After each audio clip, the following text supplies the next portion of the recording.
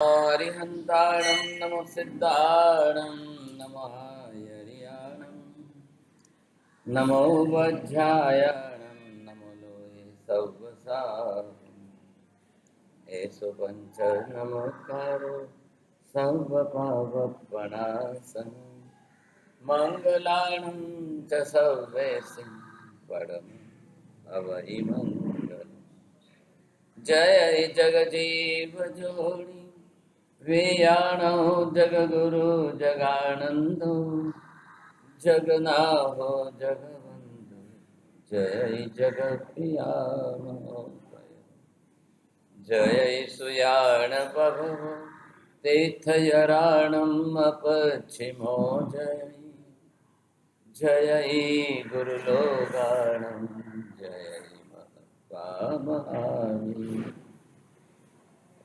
सच्चिदानंद संपूर्णं विश्वज्ञं विश्वपावनं शंखेश्वर पुरोत्तम पार्श्वनाथं नमामि सर्वारिष्ट प्रणाशाय सर्वाभीष्टार्थदायिने सर्वलब्धि निधानाय श्री गौतम स्वामिने नमः श्री सुधर्म स्वामिने नमः अज्ञानतिमिरान्धनं ज्ञानाञ्जनशलाकया नेत्रमुन्मीलितं येन तस्मै श्रीगुरवे नमः।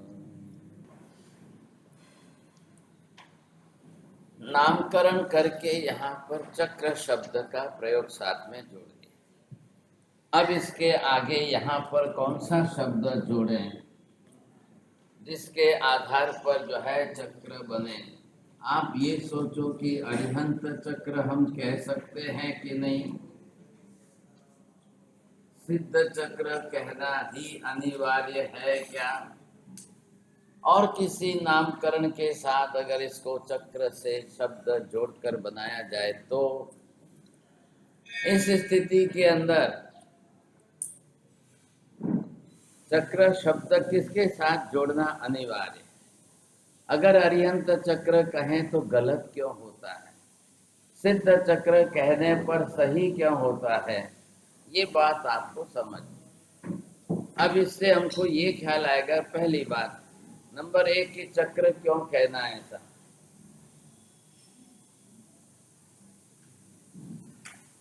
चक्र कहने का तात्पर्य क्या है, बोलो मेरे साथ बोलो।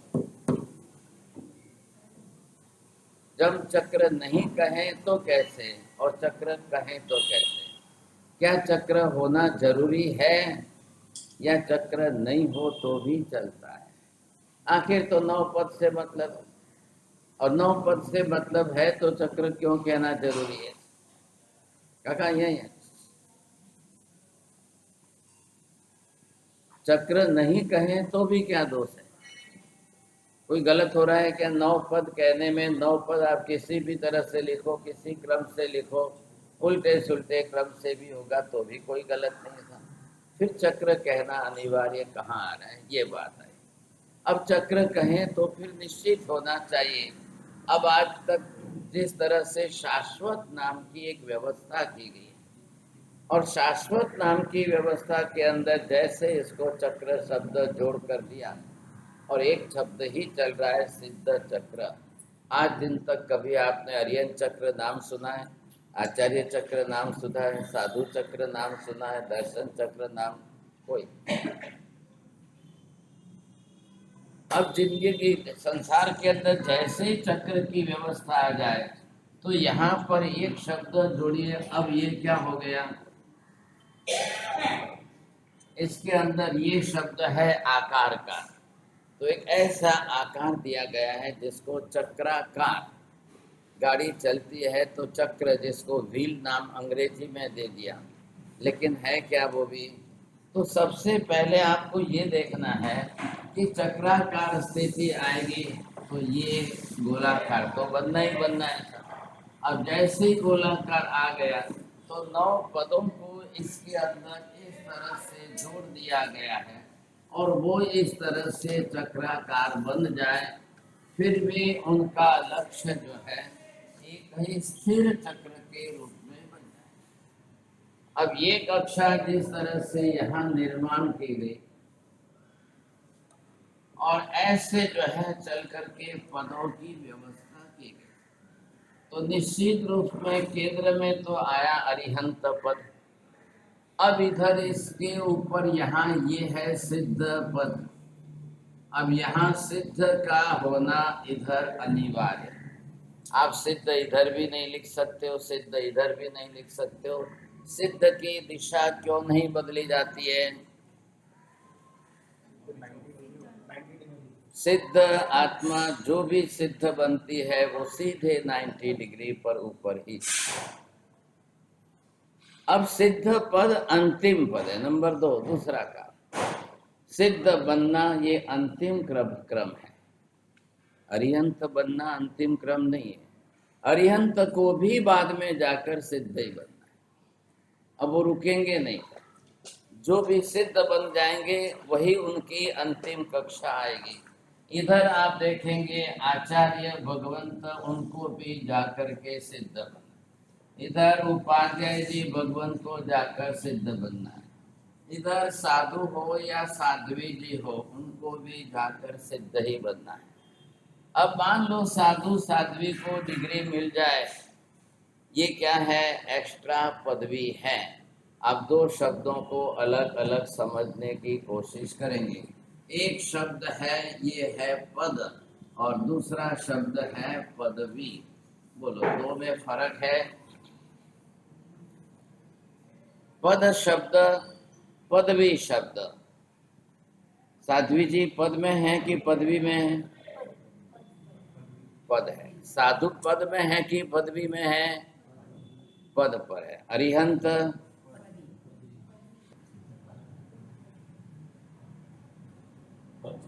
सिद्ध पद है। अब सिद्ध को कोई पदवी दी गई है क्या? किसी ने सिद्ध बनाया है क्या? कोई पद दे करके बनाता है क्या? पद नेचुरल है, ओरिजिनल है, पदवी दी जाती है, देकर बनाई जाती है। दोनों का ख्याल रखिए। यहाँ पर अब कल कोई उपाध्याय बने, कल कोई आचार्य बने, ये जैन शासन की व्यवस्था के लिए पदवी है। जिन शासन की व्यवस्था कैसे करना है, क्या है, शासन संचालन कैसे करना है, संघ संचालन की व्यवस्था के लिए ये यहाँ पर भी पदवी है। बाकी कोई जरूर नहीं है। उनके लिए, उपाध्याय जी के लिए भी उनका मूल पद साधु पद ही है। आचार्य जी के लिए भी उनका मूल पद साधु पद है। तीर्थंकर भगवान के लिए भी पहला मूल पद साधु पद है। व्यवहार शू चाले छे, બધા જ પદ લખશે, ખ્યાલ है। परंतु अंदर क्या है? अरिहंत भगवान पर क्या है? पहले तम महामुनि महंपि पंजलि, हे महामुनि। भगवान को पहले मुनि कहा गया है। भगवान पहले तीर्थंकर बनने के पहले साधु ही है। अब तीर्थंकर तो उपाध्याय आचार्य बनते ही नहीं, उनको तो पदवी की इसकी जरूरत नहीं है। लेकिन तीर्थंकर नाम कर्म जो है वो तो कल उदय में आएगा ही। लेकिन पहले तो दीक्षा लेंगे तो ही काम होगा, दीक्षा लेंगे तो साधु ही बनेंगे, साधु बनेंगे तो ही कल तीर्थंकर नाम कर्म उदय में आएगा। बिना दीक्षा लिए, बिना साधु बने तीर्थंकर नाम कर्म की पुण्य प्रकृति उदय में नहीं है। तीर्थंकर बनेंगे ही नहीं फिर, तो ये अनिवार्य हो गया है। लेकिन अंत कहाँ है? साधु को भी सिद्ध ही बनना है, अरिहंत को भी सिद्ध ही बनना है, उपाध्याय जी को भी सिद्ध ही बनना है, आचार्य जी को भी सिद्ध ही बनना है, अनिवार्य। नहीं बनोगे तो बार बार उसी पद में जाओ, तो अरिहंत तो वापिस दूसरा तो जन्म लेंगे नहीं। तो अरिहंत पद से सिद्ध पद की प्राप्ति अनिवार्य हो गई। अब रही किसके? साधु पद, उपाध्याय पद, आचार्य पद। अब इनसे उसी जन्म में हो गए तो ठीक है, नहीं हुए तो दोबारा बनना भाई, तीसरी बार बनना। गौतम स्वामी, सुधर्मा स्वामी आदि जो है उसी भाव में साधु बन गए और तीसरे पद पर पहुंच गए। आचार्य पद के साथ ही गणधर पद का समावेश होता है, वो भी आगे चल करके सिद्ध बन गए।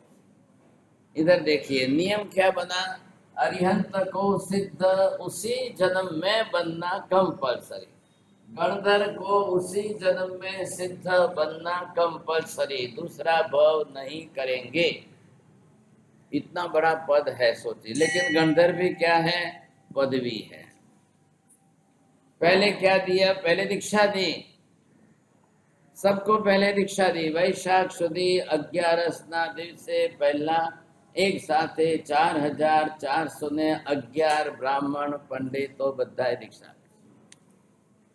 दीक्षा लिए। तो पहले आप साधु बन गए, अब चतुर्वेद संघ हुआ है तो ये 4411 और बाकी के 29 लोग और थे, साध्वी जी बने, श्रावक में से भी दीक्षा लेकर साधु बने, इनके सिवाय के भी। ये 4411 तो ब्राह्मण है, 4000 तो उनके शिष्य है, 11 मुख्य गणधर। वैशाख सुदी 11 बार। अब 4000 बाकी के साधुओं को तो कोई पदवी नहीं मिली, उनका क्या हुआ, उनमें से कौन मोक्ष में गए कि नहीं गए, कितने गए कि कितने नहीं गए, लेकिन ये 11 गणधर तो कंपलसरी मोक्ष। अब भगवान की कितनी बड़ी जिम्मेदारी है। वैशाख सुदी 11 को 4011 को दीक्षा देने के बाद भी किसको गणधर बनाना, किसको गणधर बनाएंगे।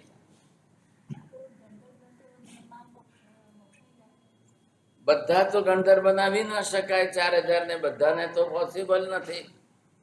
पार्श्वनाथ भगवान ने अपने काल में 8 ही गणधर बनाए, नेमिनाथ भगवान ने उस समय हजारों में से सिर्फ 18 को ही गणधर बनाए, आदिनाथ भगवान ने उस समय हजारों की संख्या में से सिर्फ 84 को ही गणधर बनाए। आज सिमंदर स्वामी आदि 200 तीर्थंकर भगवंतों ने सिर्फ 84 को ही गणधर बनाए। अब भगवान तो केवल ज्ञानी है, भगवान तो तीर्थंकर है, केवल ज्ञानी हुए तभी तो तीर्थंकर बने। શું થયું, પહેલા તીર્થંકર થઈને પછી કેવલી બન્યા કે પહેલા કેવલી બનીને પછી તીર્થંકર બન્યા?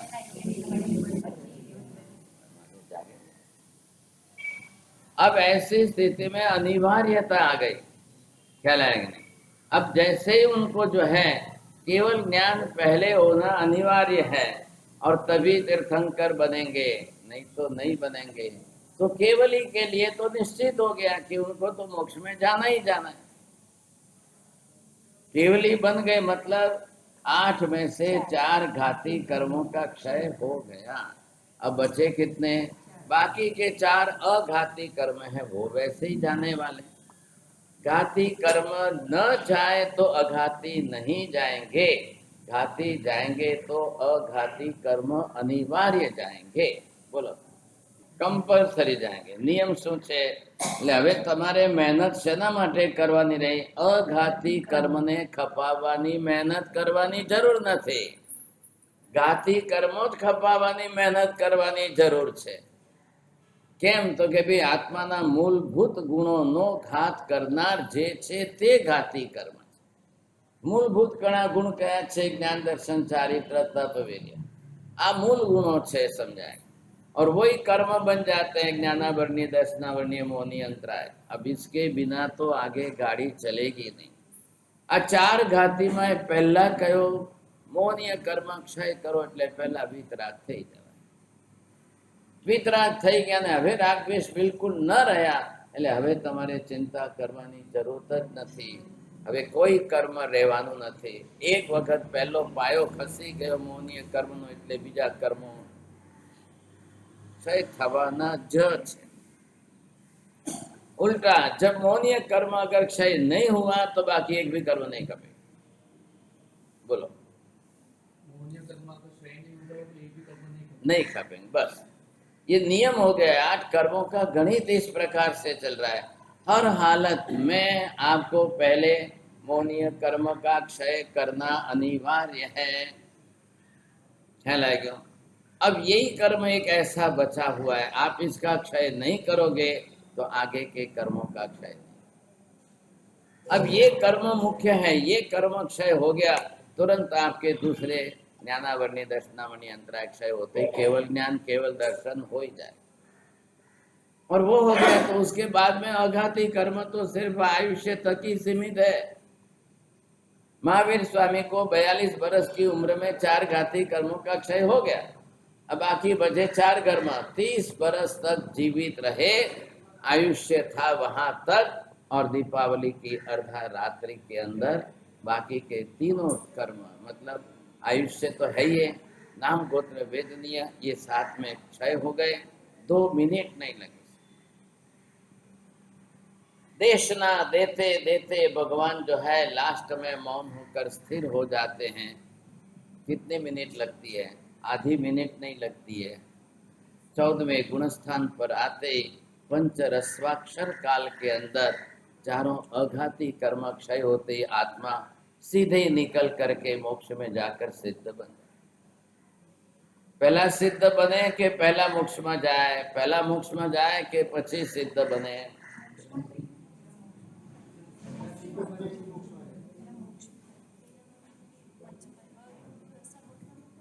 અહીંયા જ आत्मा सिद्ध થઈ જાય છે। जैसे ही आत्मा शरीर से छूटी और 8वां कर्म का क्षय हो गया कि सिद्ध बन।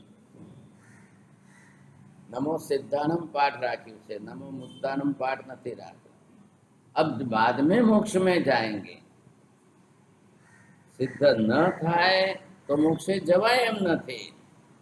सिद्ध बनना मतलब क्या? सर्व कर्म रहित बनना।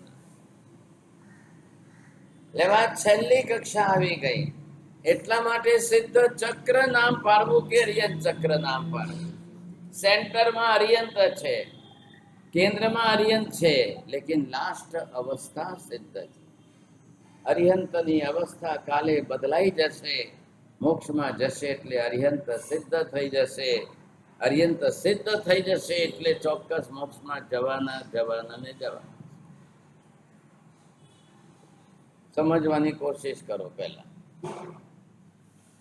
अब इस कक्षा के अंदर दूसरा अरियंत चक्र नाम नहीं रख सकते हैं, आचार्य चक्र नाम नहीं रख सकते हैं, गणधर चक्र नाम नहीं हो सकता है, उपाध्याय चक्र नाम नहीं बोला है। अब उपाध्याय पद आएगा, ये आधारभूत पद है। साधु पद मूलभूत पद है, सबका मूलभूत पद ये है। कल आपको कोई भी डिग्री लेनी हो तो लो, पदवी लो तो लो, नहीं लेनी है तो मत लो, कोई फर्क नहीं पड़ता है। आत्मा के लिए मुख्य पद कौन सा है? साधु पद है। मोक्ष में जवा माटे आचार्य पदवी अनिवार्य नहीं, मोक्ष में जवा माटे उपाध्याय पदवी अनिवार्य नहीं, मोक्ष में जवा माटे अरिहंत बनवू पण अनिवार्य नहीं। પણ લાસ્ટ મોક્ષમાં જવા માટે સાધુ બનવું અનિવાર્ય છે। अब ध्यान दिया आपने, दूसरे किसी के साथ कंपल्सन नहीं जोड़ा है, तो साधु पद बेसिक पद हो गया, मूलभूत पद हो गया। साधु बने बिना कोई मोक्ष में नहीं गया, अरिहंत बन्या वगरना अनंता मोक्षे गया, आचार्य बन्या वगरना अनंता मोक्षे गया, गणधर बन्या वगरना अनंता मोक्षे गया, उपाध्याय जी बन्या वगरना अनंता मोक्षे गया, पण साधु बन्या वगर एक पण नहीं गयो। ये शाश्वत व्यवस्था देखिए, परमानेंट सिस्टम क्या है? Permanent system. भले ने पाली तनाव पर एक पण भगवान मोक्ष नहीं गया। कांकरे कांकरे सिद्ध्या अनंतानी संख्या कोनी आवी?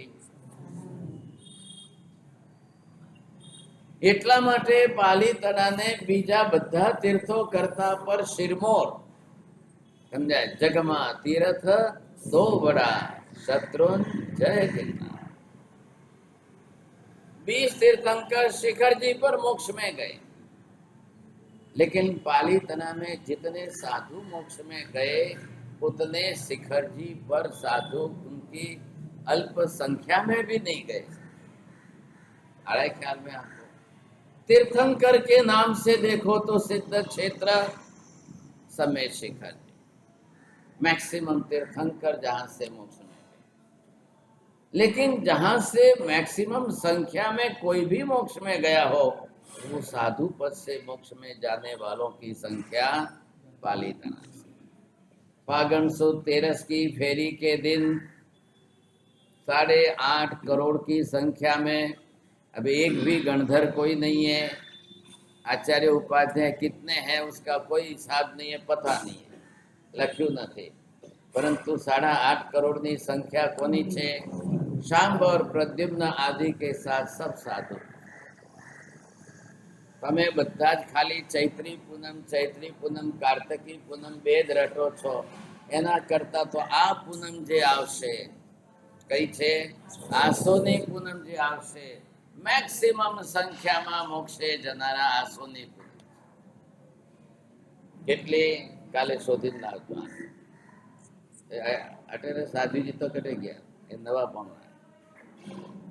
अब यहाँ पर आप पहले ये समझिए, आसो की पूनम बहुत बड़ी संख्या है, लेकिन प्रचलित व्यवहार में चैत्री और कार्तिकी 2 ही आ गई, तो लोगों को 2 से ही मतलब है। आसोनी पूनम कोई समझवा तैयार नहीं। करो प्रयत्न करो, देखो इतनी बड़ी संख्या आसो की पूनम, कितनी बड़ी संख्या, किसकी संख्या और किन की संख्या है, वो आप ध्यान रखिए। हमारी शोधी काढ़ी 20 करोड़नी संख्या कोनी छे? 5 पांडवों साथेनी छे। तो कोण पूछे छे भाई, कोने नथी तो यात्रा करवा जवानो नथी कई थतुं, એટલે એના કરતા આપણે तो कार्तिकी पूनम याद रखवानी बस। ये बड़ा फिगर जो है, अब लास्ट फिगर आज की तारीख में जो उपलब्ध है वो लास्ट फिगर 20 करोड़ का है, बस। इससे बड़ा कोई फिगर, कार्तिकी पूनम को 10 करोड़, चैत्री पूनम को 5 का ही है, बाकी બધા નાના ફિગરો ગણા છે। મોટા છે 13 કરોડ 17 કરોડ વગેરે, પણ અત્યારે 20 કરોડ થી વધારે મોટું ફિગર નથી। चलो, अब यहाँ पर क्या बात आई? द लास्ट पद कौन सा है? अपरिवर्तनशील पद कौन सा है? स्थिर पद कौन सा है? अस्थिर पद कौन सा है? अर्यन पद भी बदलने वाला है, वो भी जाकर सिद्ध बनेंगे। आचार्य उपाध्याय पद भी बदलने वाला है, गणधर भी जाकर के सिद्ध बनेंगे।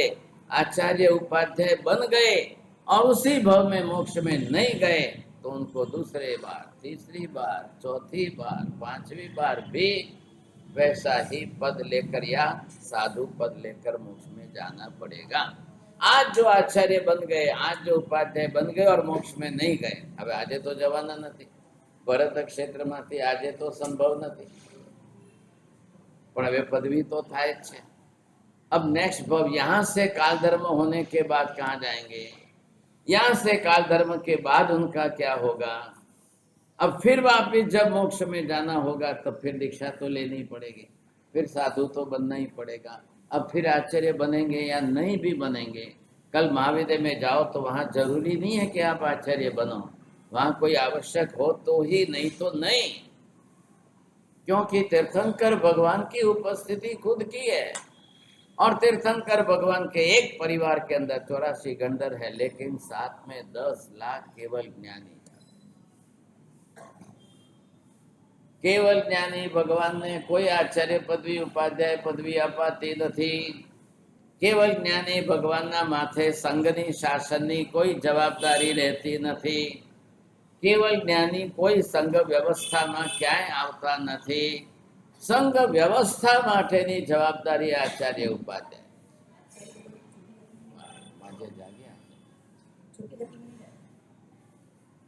अब यहाँ पर जो है, जिस तरह से एक बार जो भी केवल ज्ञान हो गया, अब आप केवली की कक्षा में चले गए, आपको निश्चित रूप से मोक्ष में जाना है। केवल ज्ञान थई गયું એટલે कंपलसरी मोक्षे जवानु जवानु ने जवान। केवली मोक्ष में न जाए ऐसा बनता ही नहीं है, कभी नहीं बनेगा। तो પછી केवल ज्ञान ની પદવી જે છે, હવે એ પદવી નથી, એ તો આત્માનો ગુણ પ્રગટ થઈ ગયો। उनको पदवी देने की क्या जरूर है? એટલે કોઈ કેવલી થયા પછી હવે શાસન વ્યવસ્થા સંઘ વ્યવસ્થા કેમ નહીં કરે? बहुत सरस लो, एक तो सारू बोले। अब उनको कोई राग नहीं, कोई द्वेष नहीं, कोई क्लेश नहीं, कोई कसाय नहीं, भागशाली। હવે કેવું કોને ને ઠપકો કોને આપ? शिष्य प्रशिष्य आदि पढ़े न पढ़े, सीखे न सीखे, न पढ़े तो भागशाली शू करવું? ઠપકો દેવાય તો નહીં। જ્યારે આચાર્ય ઉપાધ્યાય કેવલી નથી એટલે ઠપકો આપી તો શકે। ख्याल आया? अब ये बड़ी विशेषता है। इसलिए यहाँ पर जो पद और पदवी की व्यवस्था, अब चक्र की व्यवस्था, सिद्ध चक्र नाम रखा है। आज भी सिद्ध चक्र शब्द है, भूतकाल में भी सिद्ध चक्र ही शब्द था, भविष्य में भी यही चक्र रहने वाला है। अब कोई फर्क नहीं पड़ेगा, इधर उधर कुछ भी नहीं होगा। કોઈ કાલમાં અત્યારે તમે મહાવિદ્યમાં જાઓ તો સિદ્ધ ચક્ર જ નામ છે, ત્યાં આર્યન ચક્ર નામ નથી, કોઈની જગ્યાએ ક્યાંય નહીં। अब रही बात किसकी, केंद्रीभूत कौन है, मुख्य केंद्र में जो आ रहे हैं, अब वो है सिद्ध भगवान। अब यहाँ जा करके लोकांत भाग में सिद्ध भगवान, अब यहाँ जा करके आत्मा को आकार जो है वो शरीर का आकार जिस तरह से धारण करेंगे। अब ये किसका है, अरिहंत भगवान मोक्ष में जा रहे हैं इनका। आज यहाँ पर जो अरिहंत के रूप में है, अब वो जाकर के सिद्ध बनेंगे। अब यहाँ आकर के, यहाँ महावीर स्वामी थे, अब वो महावीर स्वामी आज यहाँ जाकर सिद्ध बने। ये क्या है, ये लोकांत की कक्ष, यहाँ लोकांत आ गया, ये सिद्ध शिला है। इसके बीच में यहाँ पर आप देखेंगे 12 योजन का अंतर। इधर देखिए, सिद्ध भगवान को सिद्ध शिला पर बैठने की कोई जरूर नहीं है। क्या लगा? क्यों नहीं जरूर है? सिद्ध शिला ऊपर બેસવાનું के नहीं? हाँ, बहुत सरस लोग। अब वो शरीर ही नहीं है उनका, आत्मा, और आत्मा सीधी गई है मोक्ष में। अब यहाँ से आत्मा सीधी जाएगी तो कहाँ तक जाएगी? ये एंड आ गया, लोक का अंत, लोकांत। तो लोक के अंत तक जो पहुंच गए, अब यहाँ आकर उनको रहना है। और सिद्ध शिला का अंतर इतना है, सिद्धानम बुद्धानम पारगयानम परम पर ज्ञानम लोकना अग्र भागे पहुंची गया। आ मोक्षનું સ્થાન છે, પણ પહેલો શબ્દ સિદ્ધાણમ, પહેલા સિદ્ધ બનવું પડે। સિદ્ધ બનો એટલે આત્મા 8 કર્મોથી મુક્ત થઈ જાય, એટલે અહીંયા સિદ્ધ થઈ ગયા। હવે લો અગ મુવ ગયાનમ, છેલ્લો શબ્દ ગયાનમ, જવાથી ખ્યાલ આવ્યો। હવે એ ગયા ત્યાં આગળ સુધી પહોંચી ગયા। इधर देखिए, अब इसके बाहर आगे क्यों नहीं जा सकते हैं? अब ये यहाँ से कहाँ से गए हैं? मनुष्य क्षेत्र से गए हैं। मनुष्य क्षेत्र जो यहाँ पर हमारा था, अब यहाँ से गए हैं, तो यहाँ से जाने में उनको समय कितना लगा और डिस्टेंस कितना है? बोलो साहब। नहीं, यूं नहीं हाले, बोलना पड़े, हमें रोज आवना पड़े, रोज आवना। ये पहले देखिए, 7 राजलोक का डिस्टेंस है। एक राजलोक એટલે કેટલું થયું?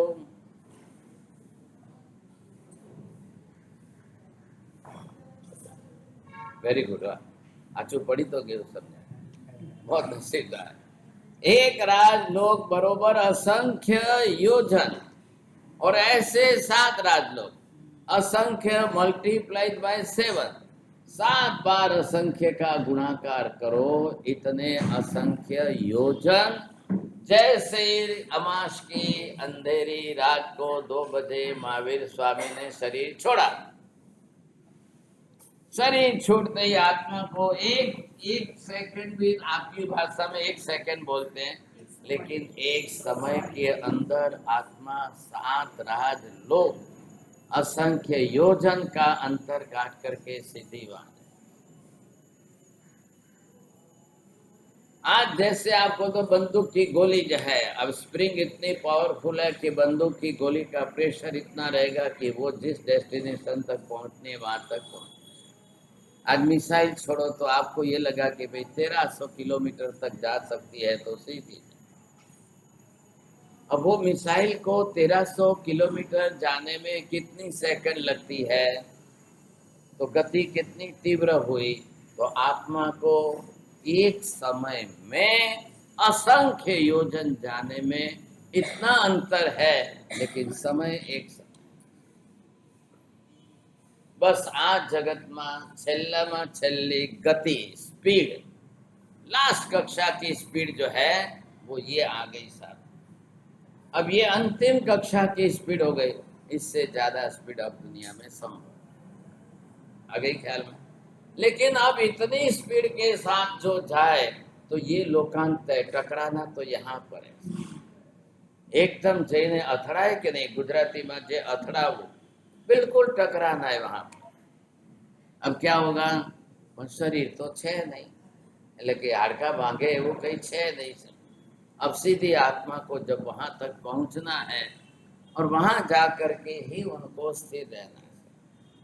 अब ये महावीर स्वामी गए और इधर से अगर ये पार्श्वनाथ भगवान गए तो पार्श्वनाथ भगवान खड़े खड़े अब वो इस कायोत्सर्ग मुद्रा में गए। अब उनकी आकृति वहां इस प्रकार की रहेगी, જેમણે શરીર છોડતી વખતે છેલ્લે શરીરનું જે પોસ્ચર બનાવી રાખ્યું હોય એ પોસ્ચરમાં આત્મા ત્યાં આગળ સ્થિર થાય। બોલો।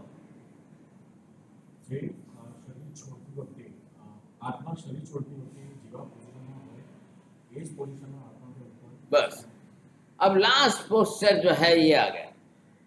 24 तीर्थंकर माथी 22 तीर्थंकर भगवंतो पद्मासन अवस्था में बैठा बैठा मोक्षे गया। मल्ली पार्श्व 2 तीर्थंकर भगवंतो उभा उभा कायोत्सर्ग मुद्रानी अंदर गया तो त्या एमनी आकृति ए पोज मारे। लास्ट में शरीर छोड़ती वक्ते छेल्लू पोस्टर तमारू शू हतुं? लास्ट में बिल्कुल जब आप शरीर छोड़कर मोक्ष में जा रहे हो, अंतिम शरीर की पर्याय अवस्था कौन सी? अब ध्यान से सुनिएगा। जिस अवस्था में लास्ट में शरीर छोड़कर आत्मा मोक्ष में गई, उसी शेप की आकार की मूर्ति बनेगी, वही प्रतिष्ठित होगी, उसी की पूजा होगी, वही तीर्थंकर के रूप में कहलाएगी।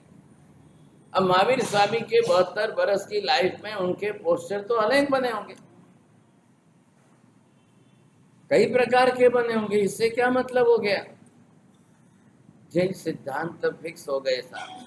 अब आप जिस अवस्था में शरीर छोड़ करके लास्ट में सिद्ध बनते हो, अब वो आपकी पोस्टर वहां मूर्ति बनेगी। अब हिंदू धर्म की बात अलग है, सीता को गले लगा करके राम की मूर्ति बन सकती है। श्री कृष्ण राधा को अपने पलाठी पर बैठा कर गले में हाथ रखे वैसी मूर्ति वहां उनके लिए पूजनीय है। कभी आपने महावीर को देखा कि यशोदा को पास में बैठाए गले में हाथ रख करके वैसी मूर्ति देखी आप? पार्श्वनाथ की कभी प्रभावती को गोद में बैठा करके वैसी मूर्ति आप देखी? कोई सवाल। संसार छोड़ दिया, दीक्षा ले ली, त्यागी बन गए। अब बाकी के राग और मोह दशा की मूर्ति नहीं आएगी। वो खुद रागी नहीं है, उनको देखकर राग नहीं आना चाहिए। वो खुद रागी द्वेषी नहीं है, इसलिए मूर्ति कैसी बनेगी? प्रशम रस निमग्नम दृष्टि युग्मम प्रसन्नम। कोई राग पर नहीं, कोई द्वेष पर नहीं, रागनो अंश पर न आवे, द्वेषनो अंश पर कोई ने न आवे, एवी ध्यानस्थ प्रतिमा। इधर देखिए नियम क्या है, कंपलसरी मेडिटेशन पोज में ही वो शुक्ल ध्यान में रहेंगे, तभी उनका कर्म क्षय होगा और तभी उनका शरीर छूटेगा। बिना ध्यान के, बिना शुक्ल ध्यान के एक भी भगवान कभी मोक्ष में नहीं। अब नियम क्या है, अरिहंत यहाँ पर है, तो अरिहंत को हम क्या कहेंगे, यहाँ पर सशरीरी।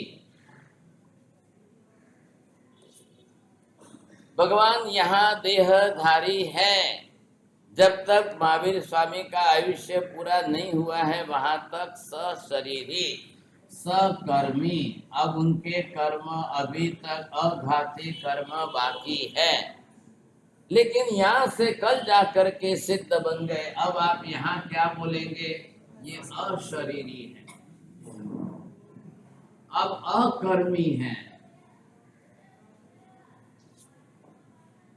अब वहां पर इनकी क्या कक्षा है, यहाँ अभी जब अरिहंत भगवान है तब वो स्वयं तीर्थंकर है। तीर्थंकर नाम कर्म की विशिष्ट पुण्य प्रकृति साथ में है। अब वहां जाकर के तीर्थंकर नाम कर्म की पदवी नहीं है। यहाँ जब तक थे तीर्थंकर नाम कर्म की पदवी के अनुरूप इनके अतिशय साथ में है, ये अतिशयों वाले हैं। अब इनके वहां पर कोई अतिशय नहीं रहते। यहाँ पर तीर्थंकर है, वहां तक ये प्रातिहार्य है। कितने प्रातिहार्य है, अष्ट प्रातिहार्य। अब इसमें से सिद्ध का एक भी नहीं रहता है। आ रहा है ख्याल में आपको, अरिहंत है वहां तक क्या कक्षा, कैसी कक्षा रहेगी, कल सिद्ध बनने के बाद अब क्या कक्षा।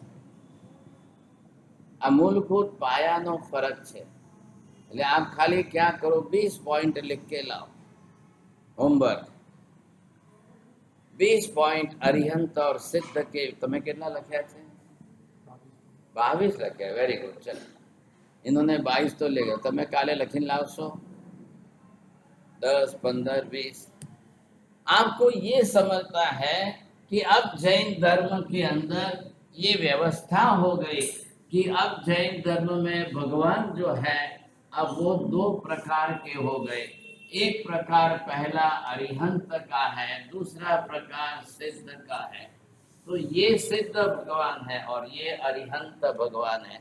अब नवकार में पहला करनो क्रम राखनो, बोलो सर नमो सिद्धानम क्यों नहीं, अरे पण कौन मोटा है,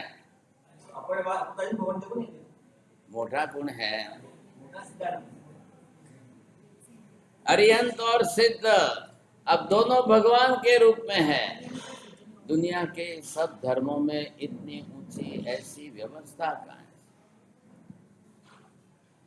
आपने कभी सुना है अन्य धर्मों के अंदर ऐसी व्यवस्था। पहले नंबर 1, यहाँ तो दीक्षा लेंगे तो ही केवल ज्ञान होगा, तो ही तीर्थंकर बनेंगे, तो ही भगवान कहलाएंगे, नहीं तो नहीं। अब रामायण महाभारत वापिस सुन लो, देख लो, वहां पर कोई दीक्षा लेना कंपलसरी है, कोई लेते भी है कि नहीं, कोई लेना देना। कब केवल ज्ञान हुआ, कैसे केवल ज्ञान हुआ, हुआ कि नहीं हुआ, तो कि कोई जरूरी नहीं। जैन धर्म में बिना केवल ज्ञान हुए कोई भगवान नहीं बने। बाकी दुनिया के अंदर कहीं पर किसी ने ऐसी व्यवस्था रखी थी। जैन धर्म के अंदर पिछले जन्मों से तीर्थंकर नाम कर्म उपार्जन करके साथ में लेकर आएंगे तो ही भगवान बनेंगे, नहीं तो नहीं बनेंगे। बाकी दुनिया ने किसी ने ऐसी व्यवस्था रखी नहीं। भगवान नहीं, भगवान, बे शब्द जुदा पाड़ो। તમે લખશો, તમારા માટે હું લખું છું। अब ये शब्द आपने, ये भगवान है और ये है भगवान, बोलो કેટલો ફરક છે। આ ભગવાન એટલે શું થયા, ખાલી પૂજ્ય, બસ ભગવાન नहीं बोलना, કાકા ગરડા થયા। अब भगवान शब्द पूजनीय, एंड पूजनीय એટલે just respected, we are giving them the respect। હવે એ પૂજનીય તરીકે ઓળખાશે, પણ ભગવાન એટલે શું થયા, ઐશ્વર્યવાન થઈ ગયા। ભગવાનના 14 અર્થો કલ્પ સૂત્રના પહેલા વ્યાખ્યાનમાં છે। ફરી આવતા વર્ષે મોટા આચાર્ય ભગવંત આવે ત્યારે ફરી કલ્પ સૂત્ર સમજો। मैं तो समझा के निकल गया भाई। अब आप ये समझेंगे कि भगवान शब्द ज्ञानेश्वर्य, अब ज्ञान अंतिम कक्षा का है, दर्शन अंतिम कक्षा का है, सारी कक्षाओं के अंदर इस प्रकार की आ गई वो भगवान। लेकिन फिर भी दो फर्क कर दिए सब। ये अरिहंत और ये सिद्ध। आज हम नमो सिद्धाणम का जप करेंगे।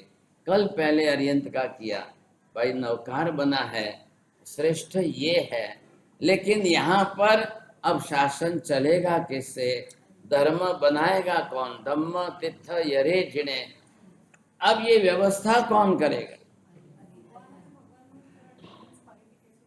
आ भगवान शब्द थयो એટલે જ્ઞાન દર્શન આદિ ગુણો વાલા, અને આ જસ્ટ ઓનલી ધ રિસ્પેક્ટેડ પૂજનીય પૂજ્ય, केवल ज्ञान नहीं थयो तोय, केवल ज्ञान दर्शन न थयो होय तो पण, ये बेसिक डिफरेंस हो गया।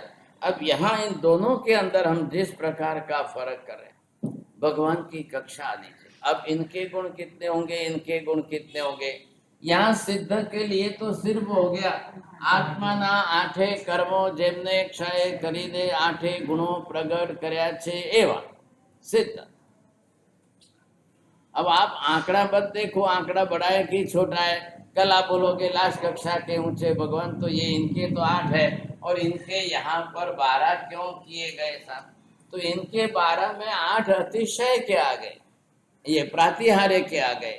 अष्ट प्रातिहार्य बाहर के है सब, समवसरण है, अशोक वृक्ष है, देवता पुष्प की वृष्टि करते हैं, चामर है, सिंहासन है, छत्र 3 छत्र है, बामंडल है, ये सब देवकृत अतिशय। और वो किसके कारण है, तीर्थंकर नाम कर्म की पुण्य प्रकृति के कारण। बीजा कोईने पण केवल ज्ञान केवल दर्शन थशे छता पण ए तीर्थंकर नहीं कहेवाय, एमने अशोक वृक्ष समवसरणनी जरूर નથી। केम के तीर्थंकर नाम कर्म उपार्जन નથી કર્યો, जे तीर्थंकर नाम कर्म पुण्य प्रकृति में उपार्जन करीने साथे लावे, एना माटे ज आ विशेषता छे अष्ट प्रातिहार्य। अब ये गुण बड़े हैं कि ये गुण बड़े हैं, जब 8 कर्मों का क्षय करके वैसे अनंत गुणी, अनंत ज्ञान, अनंत दर्शन, अनंत चारित्र, अनंत वीर्य, ये सब जो है अनंत की कक्षा में प्रकट हो गए, बड़े हो गए। अब ध्यान से समझिए, आत्मा के मुख्य इन गुणों के अंदर जो है जिस जिस प्रकार के जो गुण है, अब ये आत्मा है और इसके अंदर ये 2 विभाग करके आपने कर दिए। ज्ञानावर्णीय कर्म क्षय हो गया, दर्शनावर्णीय कर्म क्षय हो गया, इधर का मौनीय कर्म क्षय हो गया, अंतराय कर्म। चारों कर्मों का क्षय होने से क्या हुआ, यहाँ पर भगवान को अनंत ज्ञान प्राप्त हो गया, अनंत दर्शन प्राप्त हो गया, अनंत चारित्र प्राप्त हो गया, अनंत वीर्य शक्ति प्रकट हो गई। ये चारों यहाँ अरिहंत के भी बन गए। ये चारों जो है ये अरिहंत भगवान है। अब अरिहंत के भी यही गुण आ गए, समझेंगे, और यही गुण चारों सिद्ध के भी है। अब इस दृष्टि से हम क्या कहेंगे, अरिहंतो अर्धा सिद्ध छे। अहिया जो पहला बोर्ड पर जो अरिहंतो पण अर्धा सिद्ध छे, तो एज गुणों जे छे अरिहंतमा अने सिद्धमा बेमा सरखा छे। एमनुं पण अनंत ज्ञान एक सरखो, सिद्धनुं पण अनंत दर्शन बंनेनुं एक सरखो, अनंत चारित्र बंनेनुं एक सरखो, अनंत शक्ति एमनी पण एक शक्ति। इधर देखिए, अब क्या है, इधर के ये 4 कर्म जो है, अभी ये आयुष्य कर्म है, ये वेदनीय कर्म है, ये नाम कर्म है, ये अरिहंत के अभी बाकी है और वो सिद्ध के नहीं है। એટલે सिद्ध अष्ट कर्म क्षय वाला थया, अरिहंत 4 कर्म क्षय वाला। अब 4 कर्म क्षय होने पर इधर देखिए, अरे महावीर स्वामी 42वें वर्ष में आधे सिद्ध बन गए, 4 घाती कर्मों का क्षय हो गया। अब आयुष्य कितना है, 72 में से 42 माइनस करो तो दूसरे 30 वर्ष तक भगवान 4 अघाती कर्मों के साथ जीवित रहे। नाम कर्म से शरीर बना है, गोत्र कुल तो है ही है, वेदनीय कर्म से शाता अशाता, और आयुष्य जीवित है, वहां तक ब्रीदिंग सिस्टम चल रही है, रेस्पिरेटरी सिस्टम जो है श्वासोश्वास के आधार पर चल रही है। 30 बरस महावीर स्वामी ने इस तरह से निकाले। क्या फर्क पड़ा? जब तक आयुष्य है तब तक शरीर नहीं छूट सकता है। अब तीर्थंकर का आयुष्य निरुपक्रम आयुष्य, 1 सेकंड भी आयुष्य कम होने वाला नहीं है, 1 मिनट पहले टूटने वाला नहीं है। हमारा आयुष्य सोपक्रम है। हमणा एक्सीडेंट थाय रस्ता में तो 2 मिनट में खेल खत्म। आ गया ख्याल में? आज हमारा आयुष्य सोपक्रम। What is the meaning of उपक्रम? having some attacks and some attacks, whatever type of attacks, ख्याल है?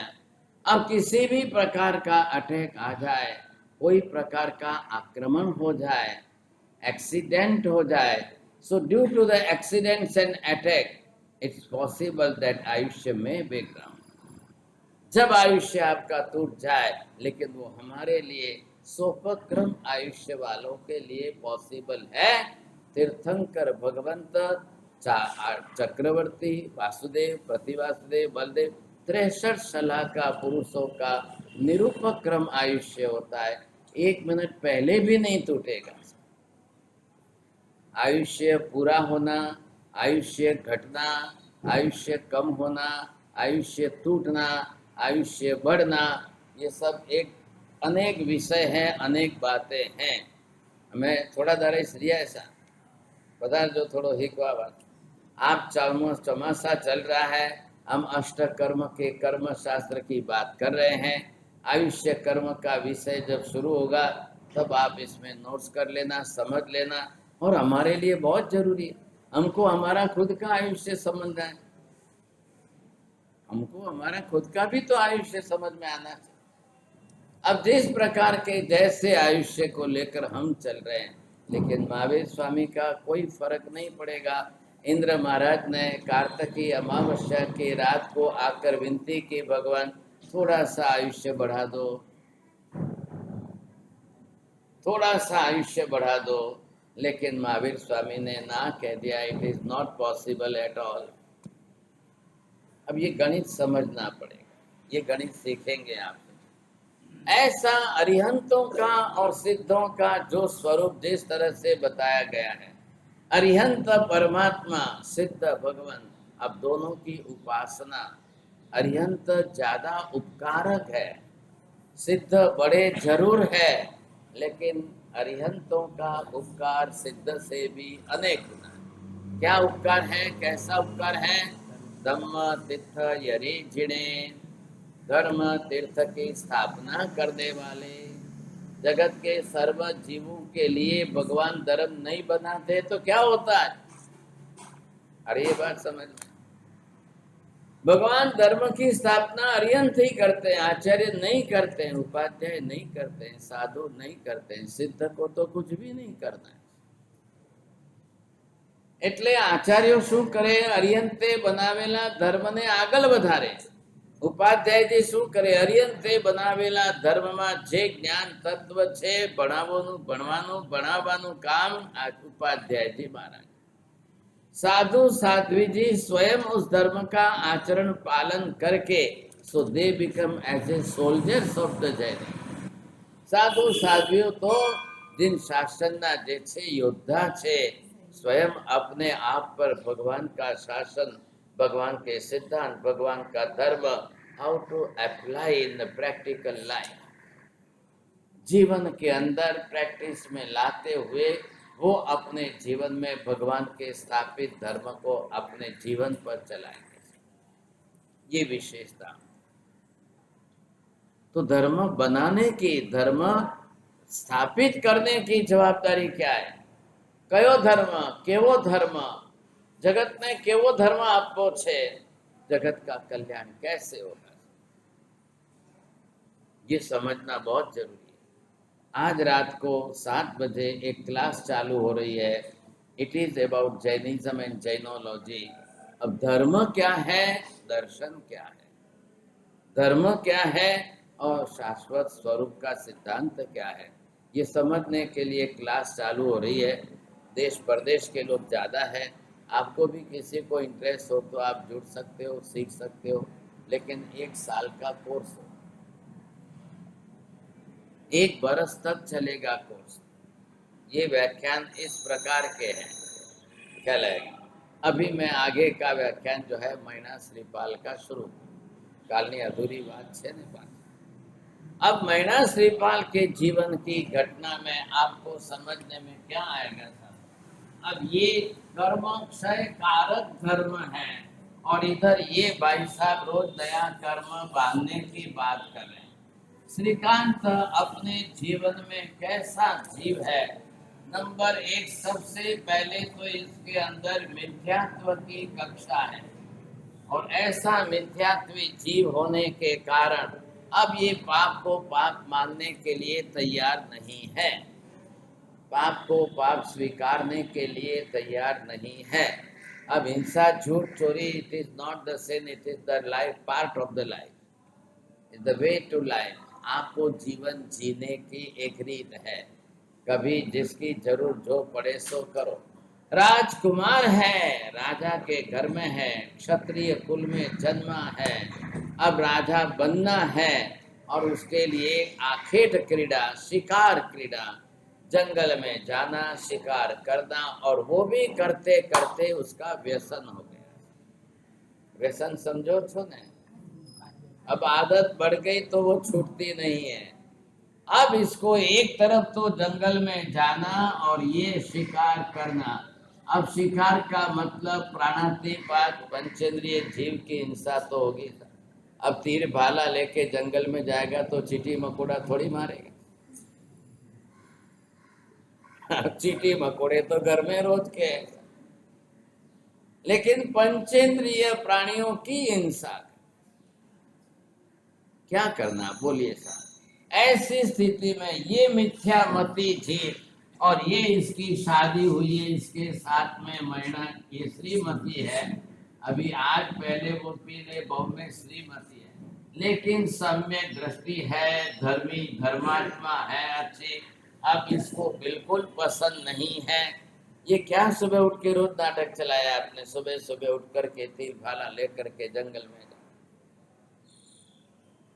धर्मी आत्मा वो है, सम्यक दृष्टि उसको कहते हैं कि पाप पसंद नहीं है, खुद करना पसंद नहीं है, दूसरे करे वो भी अच्छा नहीं लग रहा है। लेकिन अब शादी ऐसे के साथ हो गई, अब क्या करना बोलो। तमे लग्न कर्या त्यारे निर्णय करीने कर्यो तो नहीं, ऐसे ही कर लिया। शादी करने के पहले आपने और दूसरी कंडीशन एग्रीमेंट मत करो, हूँ पाप करीश नहीं, तमारे पण पाप नहीं करवानो, हालो बे लग्न करिए। मने एके पाप पसंद नहीं, तमारे पण पसंद नहीं करवानो, चालो करिए लग्न आप। अरे करो तो ऐसा एग्रीमेंट करो, समझेंगे। अब इसका मतलब क्या, अब ये जीव जो है अलग ही दिशा, और इसकी पूर्व दिशा और इसकी पश्चिम दिशा, वो 36 आंकड़ो आले इसको दिशा। अब शादी करने के बाद अगर ऐसा जीवन बन जाए तो चलेगा कैसे, आगे कैसे। शादी के बाद जब प्रेम का संबंध हो, प्रेम का व्यवहार हो, अब वहां द्वेष बुद्धि आ जाए, रोज लड़ाई झगड़े होते, वो आगे चलेगा क्या करना, कैसे करना कैसे। श्रीमती चाहती है कि इनका शिकार तो छुड़ाना है, ये सुबह उठ करके प्राणी हिंसा करते हैं, क्यों छुड़ाना है। तो एक तरफ इसका सम्यक दर्शन कर्म सिद्धांत को भी मानने की बात करता है। आ खोटा पाप करीने कर्म बांधशे नरक माटे दुखी थशे, खोटा पाप करीने कर्म बांधशे दुर्गति थशे थशे ने थशे। सिद्धांत को समझी हुई है, कर्म शास्त्र को समझ कर बैठी है, इसलिए उसको लग रहा है पहला धर्म का पहला काम दुर्गति प्रपत जंतुन धारणा धर्म उच्यते। सबसे पहला काम है कि जीव को दुर्गति में जाते हुए जो बचाए, उसी का नाम धर्म है। पहलू काम शू, तमे धर्मी थया, धर्म पाम्या, धर्म सीख्या, धर्म कर्यो, पहला तमारी दुर्गति टळवी जोईए, नहीं तो मतलब क्या रहा फिर। फिर तो दूसरे भी रोज जा रहे हैं नरक में, जाने वाले तो रोज के हैं। सिमंदर स्वामी को एक प्रश्न पूछा जाए, हे भगवान, एक दिवस आखा વર્ષમાં એવો કયો એક દિવસ ખાલી જાય કે જે દિવસે કોઈ નરકમાં જતું જ ના હોય? બોલો પ્રશ્ન શું છે? અરે ખાલી શબ્દ કેમ બોલવામાં તકલીફ પડે? એવો કયો દિવસ ખાલી ગયો? એવો એક દિવસ કયો ખાલી જાય કે જે દિવસે કોઈ નરકમાં જાય જ નહીં? अब सिमंदर स्वामी उत्तर क्या देवे? दिवस, अरे दिवस नहीं, एक कलाक खाली न जाए के जेमा कोई नरके न, एक कलाक नहीं, एक मिनिट खाली न जाए के जेमा कोई नरके जतु न होय, एक मिनट नहीं, एक सेकंड खाली न जाए के जे टाइम में कोई नरक में जतु। बोलो हमें आप एक कलाक व्याख्यान में बैठा, कतरी मिनट हुई? 60 मिनट हुई, 60 मिनट री सेकंड कतरी हुई? 3600 नरक में किया। नरक में असंख्य आवशे क्या थी? असंख्य जीव नरक में जाएंगे कहां से? कहां से आएंगे? कहां से जाएंगे? अब पूरे 24 कलाक का निकालो, आपने एक कलाक के 60 मिनट की 3600 सेकंड निकाली, 24 कलाक का हिसाब निकालो, शायद एक सेकंड में भी कितने जाते होंगे वो हिसाब है, नहीं तो असंख्य आएंगे कैसे? आप पूरे साल भर का निकालो, 24 घंटे का निकला, अब 7 दिन के सप्ताह का, फिर 1 महीने का, फिर 12 महीने का, तो भी टोटल फिगर ही आएगा। इट इज कैलकुलेटेड फिगर, संख्यात हो जाएगा, जबकि नरक में है कितने? असंख्य। अब असंख्य इतने नरक में जा रहे हैं, इसका मतलब ये हो गया कि इतना गुना पाप कर रहे, इतना गुना पाप बढ़ रहा है तो जा रहा है। और सब पाप का मूल क्या है यहाँ पर? अब श्रीमती करे तो क्या करे? हिम्मत हार कर डाइवोर्स लेके वापिस घर जाए तो ये सुधरेगा? बदलेगा कुछ भी? बोलो, डाइवोर्स લઈને ઘરે બેસવાથી કઈ વળતું નથી, ઉપરથી રાગદ્વેષ અને ક્લેશ કસાય રોજ કરવાના, અંધારી રાતે ઊંઘ ન આવે તો એ ક્લેશ કસાય કરવાના, ગાંઠ બનતી જાતી है, दोनों पक्ष में गांठ। अरे ये जमानो तो डाइवोर्स नो હતો જ નહીં। હવે આજે તમને પ્રશ્ન પૂછો, વેલ એજ્યુકેટેડ, ડબલ ગ્રેજ્યુએટ એ લોકોના ડાઇવોર્સ વધારે છે કે વગર ભણેલાના ડાઇવોર્સ વધારે? આ પૂછો, આ માજી બેઠા, માજી તમે કઈ ડિગ્રી છે? કોઈ હોનારે બોસ ભણ્યા, બોસ મી સોંપડી હોનારે 11 ભણે, તમારે માજી 8 સોંપડી, कोई डिग्री नहीं, तो डाइवोर्स क्यों नहीं लीधो?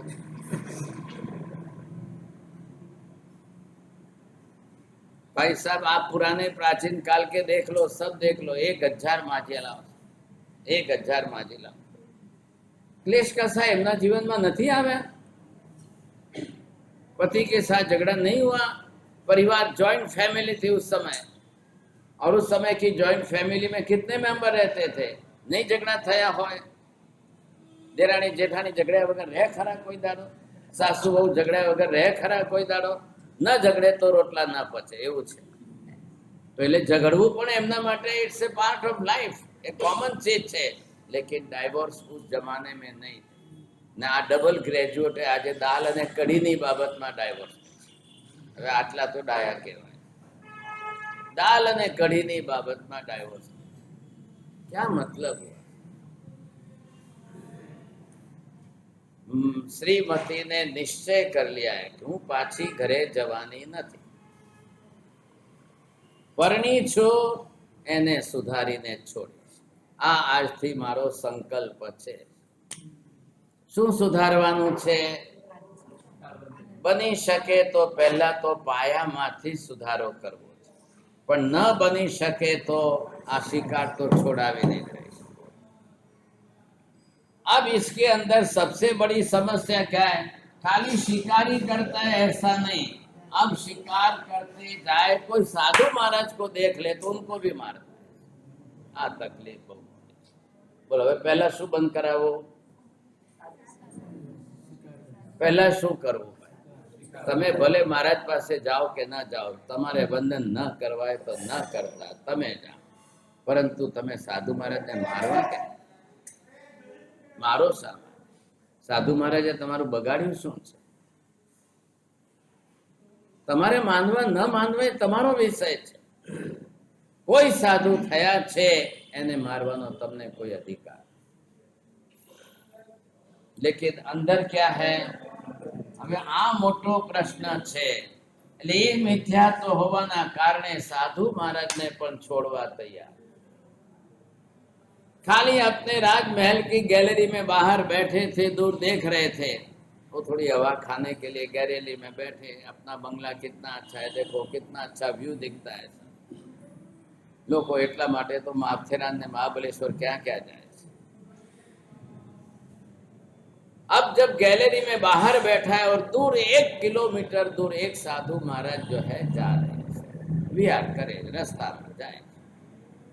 रस्तो तो એટલો દૂર છે, રસ્તો તો બધા માટે છે. તમારા ઘરમાં તો નથી આયા, તમારા બંગલામાં નથી આયા, इतने लंबे रास्ते में बिहार कर रहे हैं, जा रहे हैं, इसमें क्या गलत है? अंदर શું પડ્યું છે? अब जैसे ही साधु महाराज को देखा, फटाफट ताली बजानी शुरू की, और ताली बजाते शब्द मुंह से क्या निकले? मारो मारो साला कोड़िया, मारो मारो. जैसे ही चिल्लाया कि उसके 700 बॉडीगार्ड्स तैयार. રાજાના એક ઈશારે દોડનારા જે છે એના બોડીગાર્ડ, 1 2 5 નહીં. આજે મોદીને પણ નથી એટલા 700, बाइडन ने पण नहीं एटला 700 भागशाली. ज्यादा से ज्यादा कितने होते हैं? 10-20 होते हैं, लेकिन इधर 700 एक आवाज के साथ 700 आ गए. बोलिए महात्मा राज, क्या हुक्म है? अरे साला कोड़िया को मारो मारो. तीर भाला तलवार हाथ में लेकर के ये 700 भागे एक साथ में दौड़ के, और सीधे जा करके साधु महाराज को धड़ धड़ा धड़ धड़ धड़ा धड़ मारना. एक अकेले साधु महाराज,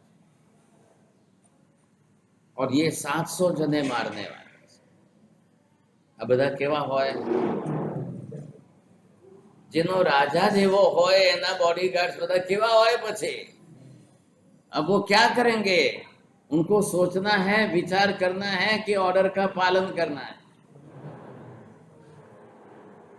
उनको क्या सोचना है? उनको विचार विचार कुछ नहीं करना है. You are as a soldiers.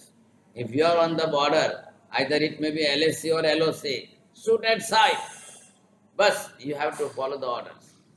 अब आपको कुछ नहीं विचार, એમને પોતાને વિચાર કરવાનું ન હોય. મિલિટરીમાં પહેલા તમે આવો એટલે પહેલી કન્ડિશન, પહેલી શિખામણ છે, you have to follow the order. This is the basic discipline. खेल खत्म. अब आपने अगर उसके सामने खुद का विचार किया तो देखना तुमको ही शूट कर देंगे. 5 મિનિટ થઈ, 10 મિનિટ થઈ, આ 700 જણાનો એક ધારો, ગુજરાતી ભાષામાં જેને કહેવાય દેકારો. એટલે શું માજી તમને આવડે છે? ऐसा उन्होंने सबने ये हो हल्ला करके चिल्लाते हुए, અને આ 700 તો મારી રહ્યા છે ને આ ભાઈ સાહેબને હજી શાંતિ નહીં વળે, અને હું રહી ગયો લાવો લીધા વગર. એટલે આ પૈસા પોતે દોડ્યા છે, ये भी दौड़ा. अब नीचे घोड़ा तो तैयार है, क्या देर लगती है? फटाक से दौड़ करके ये गया तो 700 जने थोड़ी हट करके जगह की. फिर राजा ने भी किसी के हाथ से 2 लकड़ी लेकर के, और बोलना क्या है? 2 अलग अलग शब्द है, मारो मारो, અને બીજો શબ્દ છે साला कोड़िया, साला कोड़िया. आप ध्यान रखना, each and every word is more important. एक एक शब्द जो है बहुत ही काम करता है. क्यों? कि वो कर्म कौन सा बंधाएगा. ये सालो मारो मारो नु कर्म आ जुदू थयो समझा के नहीं, અને साला कोड़िया नु आ कर्म जुदू थयो. मुंह से निकला हुआ शब्द भी कर्म बंध कराए. वचन योग की भाषा का व्यवहार वो भी कर्म बंध कराता ही कराता. કર્મ કેવી રીતે બંધાય છે, કર્મ કેટલા બંધાય છે, કર્મ કઈ રીતે બંધાય છે, આપણી ભાષાના એક એક શબ્દો પણ આપણને કેવી રીતે કર્મ બંધાય છે. બી અવેર ઓફ એબાઉટ ધેટ. હંમેશા શબ્દો પ્રમાણે પણ ખૂબ ધ્યાન રાખજો, खूब विवेक रहा. भाषा बोलने के पहले मुंह में से शब्द फेंकने के पहले 1000 बार सोचना. शायद शायद जो है धनुष पर से निकला हुआ तीर जितना नुकसान नहीं करेगा, उससे अनेक गुना नुकसान मुंह में से निकला हुआ शब्द कर सकता. Be aware of that. अब ये 700 जने इधर, ये इनका मुख्य राजा श्रीकांत, अब ये मिल करके एक साधु महाराज को मार रहे हैं साहब. अब आप सोच लो क्या हालत हो. अंदर रसोड़ा में काम करती श्रीमती ने आ हो ना आवाज आयो, क्या हो रहा है, क्या चल रहा है. वो दौड़ करके गैलरी में देखने आई तो इधर राजा भी दौड़ करके, वो भी शामिल है. इधर 700 जने ये मिले हुए हैं. હવે આ બેચારી એકલી દોડીને જાય છે. રાજાને તો ઘોડો તૈયાર છે, પણ એને દૂરથી જોયો કે રાજા ભેગો છે. એક બાજુમાં લાલ પાત્રા દેખાણા ને ઊભો દેખાણો, એટલે આ તો સમજી જ ગઈ કોણ છે, તરત સમજી ગઈ. હવે દોડે તો બેચારા બૈરાવ દોડી કેટલું શકે. આ ભાઈ સાહેબ ઘોડા ઉપર જનારા છે. अब ये दौड़ के गई, दौड़ के जितनी ताकत थी उतनी स्पीड में दौड़ी, और जैसे नजदीक गई चिल्लाई जोर से, रुको रुको, बंद करो बंद करो बंद करो. राजा ने 1 मिनट के लिए पीछे देखा और अपने हाथ में से लकड़ी फेंक दी. હવે આ પાછળ આવી ગઈ, અહીંયા આવી ગઈ. હવે રાજાને ગુસ્સો આવે કે શું થાય, અને ગુસ્સો આવે તો પછી બીજું કઈ કરી શકે કે નહીં. एक आवाज दिया इसने जोर से चिल्लाकर, श्रीमती ने 700 जने रुक गए. राजा एक तरफ खड़ा रहे. बोलो હવે પહેલા જઈને શું કરવું, પહેલા રાજાને ઠપકો આપવો, આ 700 જણાને ઠપકો આપવો, શું કરવું? નહીં, પહેલા જઈને સાધુ મહારાજને જે છે, સાહેબ મિચ્છામી દુક્કડમ, મારા પતિ છે પણ હાવ ગમાર છે સાહેબ, મિચ્છામી, मारा पति वती हूं माफी मांगी. विचार करो भाग्यशाली, अब साधु महाराज की तो श्वासे चल रही है. 700 जना नो मार खाधो, क्या हालत होगी सोच लो आप. श्रीमती पतिदेव को कह रही है कि हाथ जोड़ो, पगे पड़ीने माफी मांगो. नहीं, बिल्कुल नहीं. हाथ पीछे करके खड़ा हो गया. अहंकार की तीव्रता भी कितनी होती है. हाथ नहीं जोड़ो, माफी नहीं मांगो, पगे नहीं पड़ो, बिल्कुल नहीं के. मारने वाला कैसे हाथ जोड़ेगा. श्रीमती ने विनती की, बहुत विनती, पण હવે આ પથ્થરના થાંભલાને સમજાવો કઈ રીતે. સાંભળે એવો છે, માને એવો છે, કોને સમજાવાય. જે કંઈક સાંભળે એવો હોય, કંઈક માને એવો હોય, એને કંઈક સમજાવી શકાય. बाकी आवा भूत ने तो शू केवू.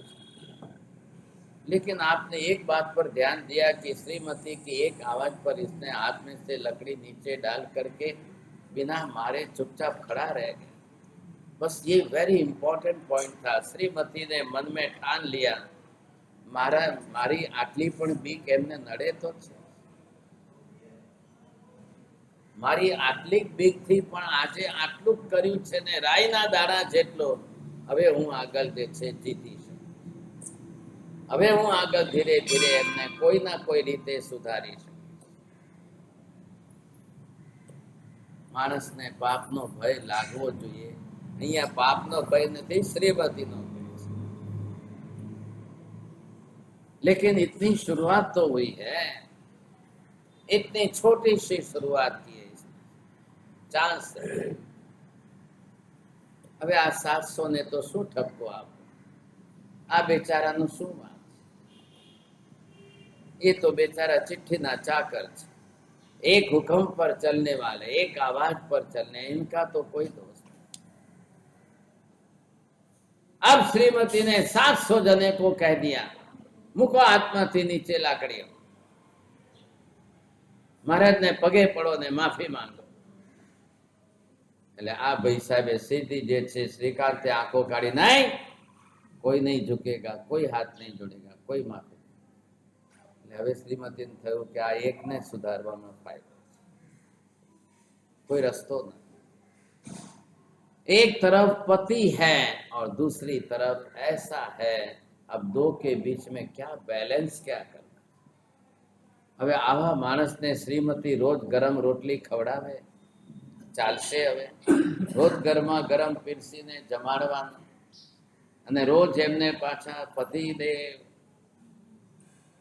હવે શું કરે ભાગશાળી? બહુ મોટી કપરી કસોટી છે। હવે શ્રીમતીને થયું કે હું ઊંધી ચાલીશ તો ઓર બગડી જશે।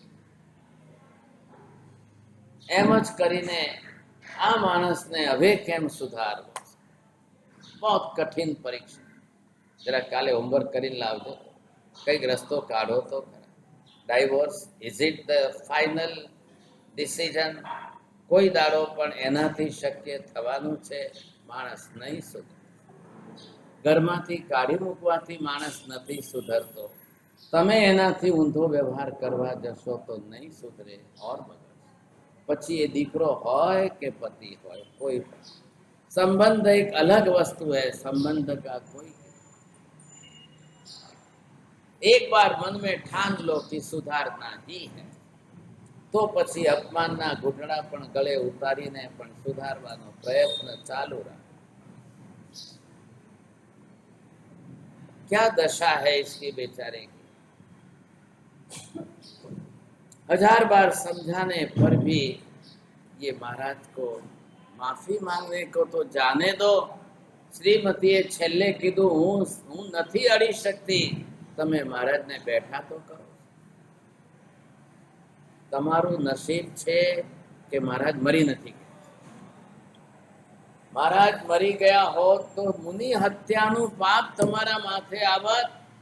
मनुष्य हत्या अने मुनि हत्या एटले 4 गणो डबल पाप तमारा।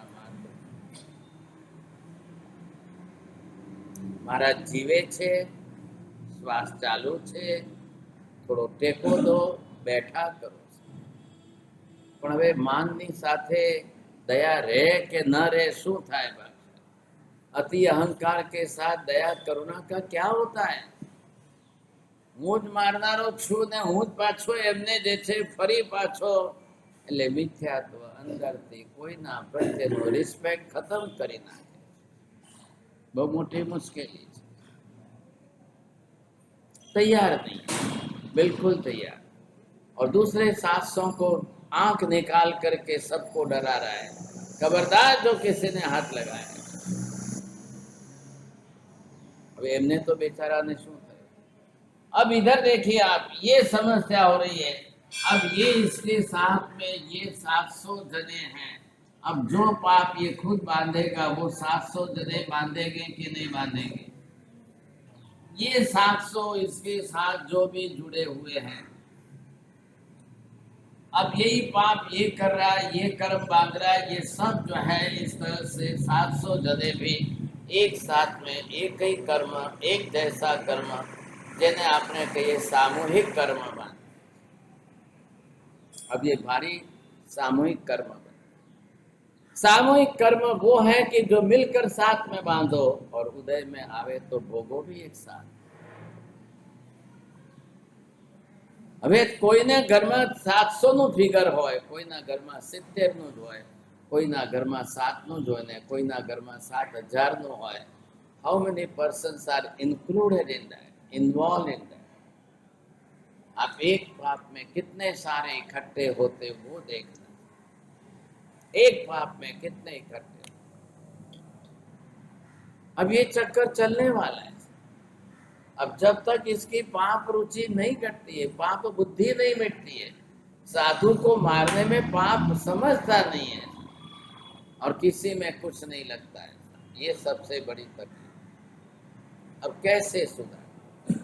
वेरी कॉम्प्लिकेशन, बहु मोटाમાં મોટી સમસ્યા છે. હવે તમે વિચાર કરજો, સમજાય. You are all the ladies, તમે હવે શ્રીમતીના પક્ષમાં છો, શું રસ્તો કાઢવો જરા એના માટે કાલે વિચારીને, बरोबर છે. आपको थोड़ा बहुत तो ख्याल आना चाहिए कि करना तो क्या करना. और ये ऐसा मत समझिए खाली श्रीमती कोई ऐसा पति मिला है, ऐसा मत समझ. તમને તમારું પુણ્ય સારું હશે કે તમને એવો નહીં મળ્યો હોય, બરોબર છે. કદાચ તમે ધર્મિષ્ઠ હો ને પતિ ધર્મિષ્ઠ મળી ગયો તો બેનું પુણ્ય સારું. धर्मिष्ठ होना एक अलग है, लेकिन क्लेश कसाय की वृत्ति होना एक अलग है. राग द्वेष की तीव्रता होना एक अलग है. कर्म रुचि और पाप रुचि होना एक अलग है. बस खाली पूजा कीधी के दर्शन कीधा अतराती धर्मिष्ठ नहीं वे. अंदर से आपकी पाप रुचि घटी कि नहीं घटी ये देखिए.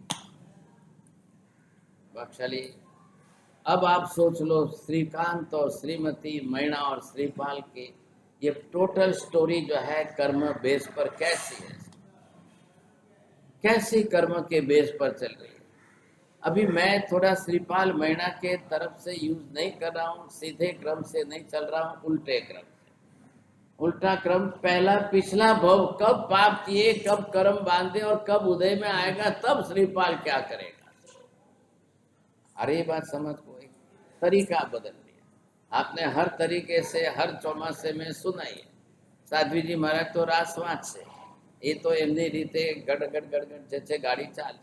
लेकिन आप पहले अगर कर्म की थ्योरी से समझना चाहते, कारण क्या है, मूल कारण इधर आ रहा है. श्रीपाल तो कार्य का भव है, श्रीकांत कारण का. श्रीकांत के भव में पाप कर रहा है, वो कर्म बांध रहा है, अब उदय में आएगा तब की बात कर रहे हैं. पहले पाप तो देख, पहले बांधे हुए पाप से बंधा हुआ कर्म समझ, अब उसके बाद तो विपाक ही.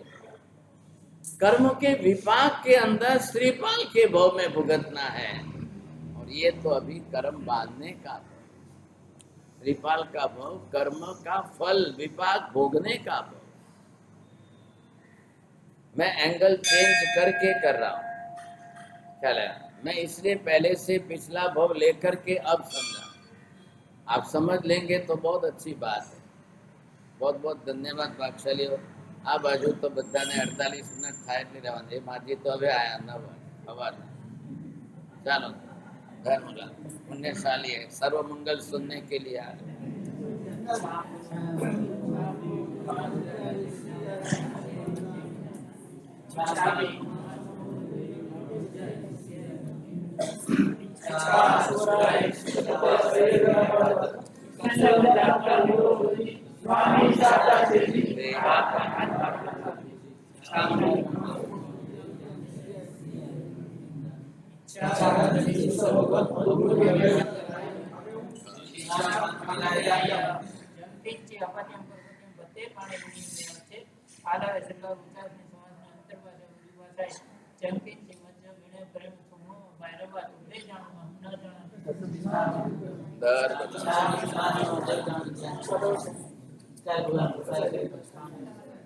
गए श्री नौकार सिंह बोर सिंह साठ बोर सिंह सुरे गए बुरीमठी सिंह बचखाई गए श्री चौबीस पियारम तीन पियारम उसम सागरम तनम सबस्म त्यागणम आयम बिलम बचखाई विगु सागरम लिवालम गहत सम खेत तोड़े बागरम सबस्म एकाश्रम यासम बचखाई दिव्याम पियारम सम गम सागरम नावटन बसन गुरु ठन बागरम सबस्म त्यागणम पानस लेवना लेवन छ बहुलेनवा ससित धनवा सित धनवा सूर्योगे अबदन बचकाय दिव्यम प्यारम जम पेनो संसागन बागरम सबस्म त्यागणम पानहार पोरसे साठ पोरसे सूर्योगे परम सागरम सबस्म त्यागणम पानस लेवना छ बहुलेनवा ससित धनवा सित धनवा सिद्धि. सर्व मंगल मांगल्यम सर्व कल्याण कारणम प्रधानम सर्वधर्माणां जैनं जयति शासनम. धर्म